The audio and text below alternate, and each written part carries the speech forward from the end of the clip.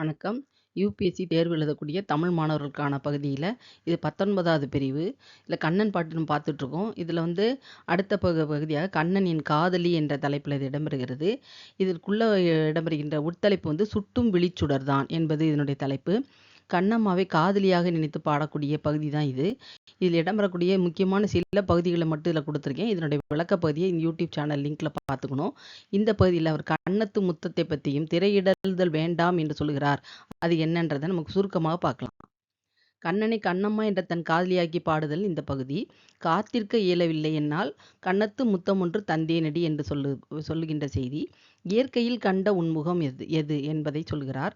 திரையிடுதல் வேண்டாம், ஒப்புக்கு நாணமதை காட்டாதே, முகத்தை திரையிட்டு கொண்டே இருக்காதே அப்படின்னு சொல்லுகின்ற பகுதியில் இருக்கு.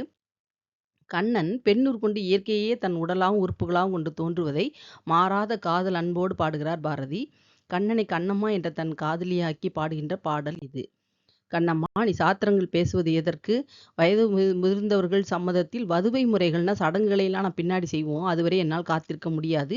இதோ கன்னத்து முத்தத்தை நான் தந்து விடுகிறேன் என்று சொல்கின்ற பகுதி. அதற்கான பாடல் அடிகள் இது. ஆரியருடைய பண்டைய நெறிகள் உயர்வு என்று சொல்லுகின்றோம்ல, அது திரையிடுதல் இருக்குதா என்ன?